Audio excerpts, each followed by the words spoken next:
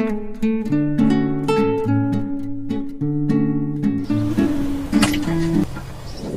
Friends, welcome to Mahathi Sairam channel. ఈరోజు చెప్పబోయే కథ శోక కారణం. అనగనగా ఒక ఊరుంది. ఆ ఊర్లో రాజహంసుడు అనే ఒక యువకుడున్నాడు. అతడికి తల్లిదండ్రులు లేరు, అన్నదమ్ములు లేరు, అక్క చెల్లెళ్ళు లేరు. వాడొక్కడే. తండ్రి సంపాదించిన ఆస్తినంతా చిల్లరగా ఖర్చు పెట్టేసుకున్నాడు. వాడికి తినడానికి తిండి గాని, కట్టుకోవడానికి బట్ట గాని ఏమీ లేకుండా అలా ఒక్కడు ఉండిపోయాడు.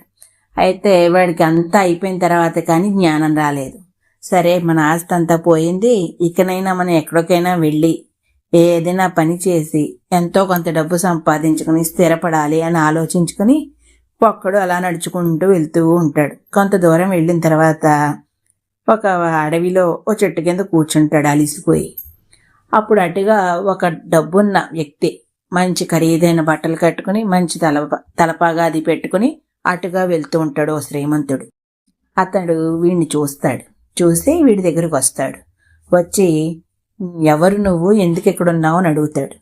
ఈ రాజహంసుడు వాడి చరిత్ర మొత్తం చెప్తాడు. చెప్పిన తర్వాత ఆ శ్రీమంతుడు అంటాడు, సరే అయిపోయింది, ఏదో అయిపోయింది, ఇకనైనా నీకు బుద్ధి వచ్చిందన్నావు కనుక నువ్వు నాతో మా ఇంటికి వచ్చేయి. నేను నిన్ను నా సొంత తమ్ముళ్ళా చూసుకుంటాను. ఎవరు నిన్నేమీ అనరు. అంతా అందరం కలిసి ఉందాం, హాయిగా ఉండొచ్చు. అయితే మా ఇంట్లో ఉన్న జనాలందరూ అప్పుడప్పుడు అలా ఏడుస్తూ ఉంటారు. ఎవడో ఒకడు ఎప్పుడప్పుడు ఏడుస్తూనే ఉంటాడు. వాళ్ళు ఎందుకు ఏడుస్తున్నారు అని మాత్రం నన్ను అడక్కు. నీ మానాన్ని నువ్వు హాయిగా ఉండు, నీకు ఎటువంటి ఇబ్బంది ఉండదు అని చెప్తాడు. అంటే సరే అయితే అని చెప్పి అతనితో బయలుదేరి అతని ఇంటికి వెళ్తాడు. ఆ ఇల్లు రాజభవనంలా ఉంటుంది. లోపలికి వెళ్తారు. వెళ్ళిన తర్వాత ఇతన్ని అందరూ కూడా పనివాళ్లా కాదు, సొంత వాళ్ళ చూస్తారు. చక్కగా మర్యాదలు చేస్తారు. హాయిగా ఉన్నాడు, టైంకి తిండి అది పెడుతున్నారు, మంచి బట్టలు ఇచ్చారు, అన్నీ బాగున్నాయి. చక్కగా ఉన్నాడు వాడు. అయితే ఈ ఏడుపు మొహాలు అన్నీ కనిపిస్తూనే ఉన్నాయి వాడికి. వాళ్ళు ఎందుకు ఏడుస్తున్నారో తెలియదు. కొంతమంది అలా ఏడ్చి ఏడ్చి ఒక్కో రోజున ఒక్కొక్కడు చచ్చిపోతూ ఉండేవాడు. వాడు పోయిన తర్వాత ఆ ఇంటి యజమాని వాడికి ఉత్తరక్రియలన్నీ జరిపిస్తూ ఉండేవాడు అనమాట. సరే, ఇలా జరుగుతూ ఉంటుంది. జరుగుతుంటే వీడు అలా కొన్నాళ్ళు అక్కడ ఉంటాడు. ఉన్న తర్వాత ఆ ఇంటి యజమాని, నేను తీర్థయాత్రలకు వెళ్తున్నాను, నేను తిరిగి వచ్చేదాకా ఈ ఇంటికి నువ్వే యజమానివి, అంచేత జాగ్రత్తగా ఉండు, ఎవరితోనూ ఏమీ మాట్లాడకని చెప్పి తూర్పు వాకిలి మాత్రం అస్సలు తెరవకు. అక్కడ తెరిచావా మళ్ళీ నువ్వు పశ్చాత్తాపడాల్సి వస్తుంది, అంచేత ఆ వాకిలి తెరవకు, అక్కడ ఏముందో చూడకు అని చెప్పి బయలుదేరి వెళ్ళిపోతాడు. వెళ్ళిపోయిన తర్వాత రాజసింహుడు చాలా కాలం మామూలుగానే ఉంటాడు.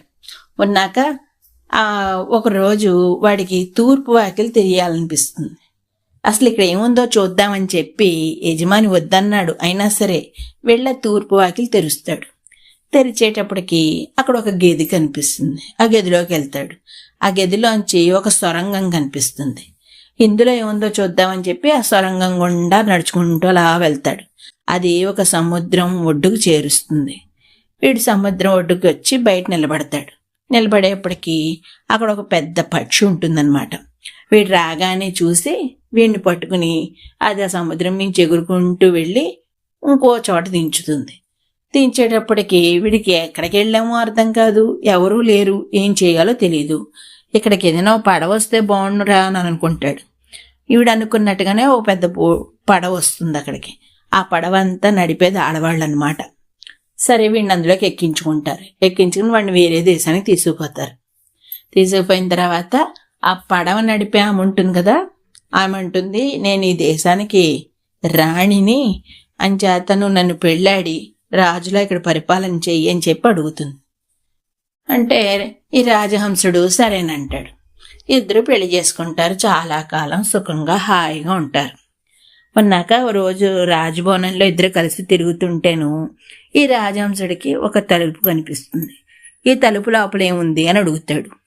దానికి రాణి, ఏముందో తెలీదు, పెద్దవాళ్ళు మాత్రం తలుపు తీయొద్దని చెప్పారు, అందుకే మేము ఎవరిని తీయలేదు అని చెప్పి రాజహంసుడు సరేలే అని చెప్పి అక్కడికి ఆ విషయాన్ని వదిలేస్తాడు. వదిలేసి తర్వాత రాణి లేని సమయం చూసి ఆ ద్వారం తీస్తాడు. ఆ తలుపు ద్వారం తెరుస్తాడు.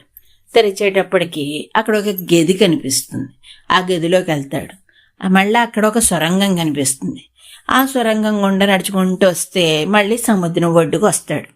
వచ్చేటప్పటికి అక్కడ మళ్ళీ ఒక పెద్ద పక్షి కనిపిస్తుంది. వీడిని ఆ పక్షి పట్టుకెళ్ళి ఇంతకు ముందు వాడు ఎక్కడ ఉండేవాడో కరెక్ట్గా ఆ ప్లేస్లోనే వీడిని వదిలిపెడుతుంది అనమాట. వీడు మళ్ళీ ఆ భవనం దగ్గరికి వస్తాడు. వచ్చి మళ్ళీ ఆ సొరంగంలోంచి ఆ గదిలోంచి మళ్ళీ వీడు నివసించిన భవనం లోపలికి వస్తాడు. వచ్చి చూసిన తర్వాత వాడికి విషయం అర్థమవుతుంది. ఓహో, ఇక్కడ ఉన్న వాళ్ళందరూ ఇలా వెళ్ళొచ్చి ఆ రాణిని మర్చిపోలేక ఏడుస్తున్న వాళ్ళు ఉంటారు వీళ్ళంతాను, అయ్యో అని చెప్పి వీడు కూడా వాళ్ళతో పాటు కూర్చుని ఏడుస్తూ ఉంటాడు ఆ రాణిని తలుచుకుని. అయ్యో, నా రాణి అక్కడ ఉండిపోయింది, నేను ఇక్కడ ఉండిపోయానని చెప్పి అహర్నిశలు దానికోసం ఆలోచించుకుంటూ అలా తలుచుకుంటూ ఏడుస్తూ ఉంటాడనమాట. ఇంతట్లా ఇంటి యజమాని యాత్రలన్నీ పూర్తి చేసుకుని ఇంటికి వస్తాడు. వచ్చేటప్పటికి వీడి మొహం చూశాడు. వాడికి విషయం అర్థమవుతుంది. నువ్వు కూడా వీళ్ళతో పాటు చేరిపోయావా? సరే, ఎవడికి ఏది రాసి పెట్టుంటే అదే అవుతుంది. బాగు చేద్దామన్నా బాగుపడలేకపోతే ఎవరేం చేయగలరు? నీ రాత ఇలాగే ఉంది. నీ శోక కారణం ఇదన్నమాట. నీకు ఇప్పుడు అర్థమైందా శోకానికి కారణం ఏమిటో అని చెప్పి వాడిని అడుగుతాడు. దానికి వాడు మహా దుఃఖపడిపోతూ, అనవసరంగా వెళ్ళాను, అనవసరంగా చూశాను, నా శోకాన్ని నేనే కొని తెచ్చుకున్నాను అని చెప్పి ఏడుస్తాడు. ఈ కథలో నీతి ఏంటంటే, ఎవరైనా పెద్దవాళ్ళు ఈ పని చెయ్యొద్దు అంటే ఆ పని చేయకుండా ఉండడమే ఉత్తమం. ఎందుకు చెయ్యొద్దు, ఏం చేస్తే ఏమవుతుంది, ఇలాంటి తర్కాలు మొదలెట్టి ఆ పని మీద మనం ఏమన్నా చేసామనుకోండి, దానికి వచ్చే ఫలం ఏముందో అది మంచి అయినా చెడైనా మనమే అనుభవించాలి. ఎందుకంటే కూడదు అన్న పని మనం చేసాం కదా, అందుకని పెద్దవాళ్ళు ఏం చెప్తే అది వినడం నేర్చుకోవాలి. ఇది కథ నీతి.